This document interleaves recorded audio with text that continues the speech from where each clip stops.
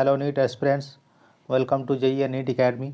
आई hope कि आप लोगों का जो प्रिपरेशन है नीट का वो काफ़ी अच्छी चल रही होगी और आपका जो सिलेबस है वो ऑलमोस्ट ख़त्म हो चुका होगा। और आई होप कि आप लोग क्लासेस वगैरह नहीं जा रहे होंगे। तो अभी जो आप लोगों का फोकस होगा वो मेनली रिवीजन और क्वेश्चन प्रैक्टिस पे ही ज़्यादा होनी चाहिए। तो आज की इस वीडियो में हम लोग बात करेंगे कि जबकि आपके पास सिर्फ 40 डेज़ ही बचे हैं, तो अभी आपको रिवीजन के साथ साथ क्या चीज़ें और करनी है जिससे कि आपके आपके जो मार्क्स हैं वो इंक्रीज़ हो जाए।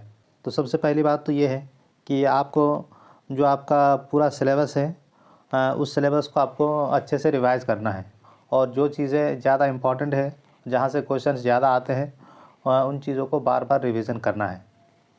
उसके बाद जो सबसे इम्पॉर्टेंट चीज़ है वो है आपको टेस्ट सीरीज़ लगाना है।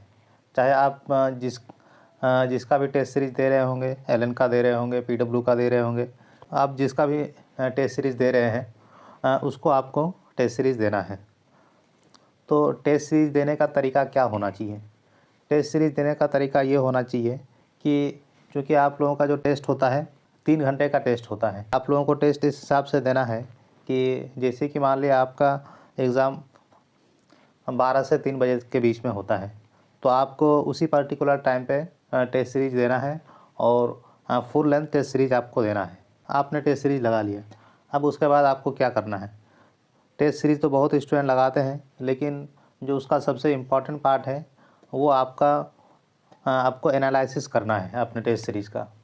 यानी जो भी टेस्ट आपने दिया है उसको एनालाइज़ करना है कि आपके कितने मार्क्स आ रहे हैं और कौन कौन से पोर्शन ऐसे हैं जिसमें आपका क्वेश्चन नहीं बन पाए हैं, या कौन कौन से ऐसे पोर्शन हैं जहां आपका सिली मिस्टेक हुए हैं। तो इन सभी चीज़ों पर आपको फोकस करना है और आपको देखना है कि जहां पे आपको सिली मिस्टेक्स हो रहे हैं ऐसे ऐसे जगहों पे आपको फिर से नोट्स को रिवाइज़ करना है।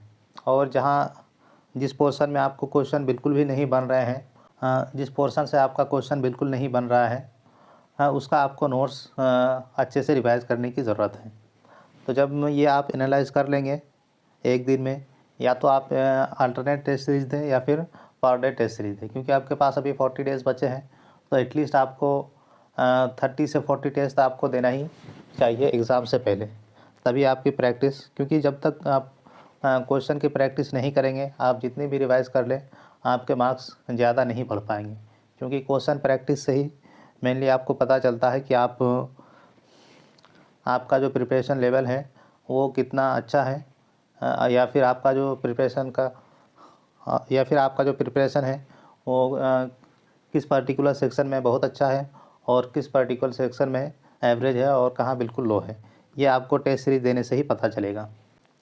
तो जैसे आप एटलीस्ट 10 टेस्ट इस तरह से देंगे और 10 टेस्ट को आप एनालाइज़ करेंगे, तो इससे आपको एक कॉन्फिडेंस मिलेगा और आपको अपने वीकनेस के बारे में पता चलेगा कि आपको किस पोर्शन में प्रॉब्लम हो रही है, तो आपको उसकी रिवीजन करने में भी आसानी होगी। एक चीज़ और जो इम्पोर्टेंट है वो है आप लोगों का शॉर्ट नोट्स।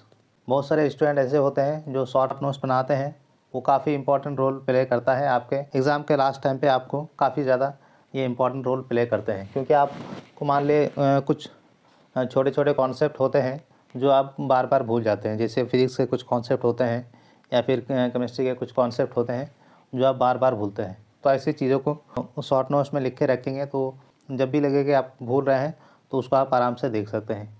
वही चीज़ अगर आप शॉर्ट नोट्स नहीं बनाएंगे, अगर आपके नोट्स से देखेंगे, तो क्योंकि नोट्स में आपके काफ़ी सारे पेजेस होते हैं, तो वहाँ पे ढूंढ पाना थोड़ा मुश्किल होता है। क्योंकि आप जैसे पेज पलटते हैं तब आपको लगता है कि अब मैं ये पढ़ लूँ, अब वो पढ़ लूँ, तो आप जो पर्टिकुलर चीज़ देखने के लिए आपने नोट्स ओपन किया था उस चीज़ को नहीं देख पाते हैं, किसी और टॉपिक में लग जाते हैं।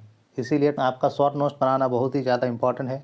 अभी भी आपके पास टाइम है, अगर आपने शॉर्ट नोट्स नहीं बनाया है तो शॉर्ट नोट्स बना सकते हैं, क्योंकि शॉर्ट नोट्स आपके एग्ज़ाम के एक वीक पहले काफ़ी ज़्यादा इंपॉर्टेंट रोल प्ले करती है। क्योंकि जब आपके एग्ज़ाम के एक वीक रह जाता है, तब आपको समझ में नहीं आता है कि आप कौन सी चीज़ पढ़ो और कौन सी चीज़ छोड़ो। तो अगर आप उस टाइम नोट्स पढ़ लेंगे तो आप पूरी चीज़ को देख ही नहीं पाएंगे और आपको लगेगा कि मैं इसको भी देख लूँ, उसको भी देख लूँ। तो उसमें थोड़ी आपकी कॉन्फिडेंस भी लो हो जाती है कि हमने सारा सिलेबस को कवर नहीं कर पाया लास्ट में रिवीजन के लिए। तो इसीलिए आपके पास अगर शॉर्ट नोट्स रहेगा तो आप शॉर्ट नोट्स को एक दिन में भी पूरे सिलेबस का शॉर्ट नोट्स आप देख सकते हैं। इसीलिए अगर अगर आपने शॉर्ट नोट्स नहीं बनाया है तो 1 दिन या 2 दिन का टाइम निकाल के आप शॉर्ट नोट्स भी बना लें, ताकि आपके एग्ज़ाम के लास्ट वीक में आपको ये चीज़ें काफ़ी ज़्यादा हेल्प करेगी। तो आई होप कि आप लोग टेस्ट सीरीज लगाएंगे और उसका एनालिसिस करेंगे। तो आप लोग कौन कौन से ऐसे बंदे हैं जिन्होंने अभी तक एटलीस्ट 25 टेस्ट लगा चुके हैं? ऐसे लोग कमेंट सेक्शन में ज़रूर बताएं कि आपने अभी तक कितने टेस्ट सीरीज लगा लिए हैं। तो आई होप कि आप लोगों को इस वीडियो से थोड़ा आइडिया लगा है कि आप अपना जो नीट का मार्क्स है उसको कैसे इम्प्रूव कर सकते हैं। तो आई होप कि आप लोगों को ये वीडियो पसंद आया है। अगर वीडियो पसंद आया है तो वीडियो को लाइक और चैनल को सब्सक्राइब कर दें, ताकि इसी तरह की इंपॉर्टेंट इन्फॉर्मेशन आपको मिलती रहे। Thank you so much for watching this video.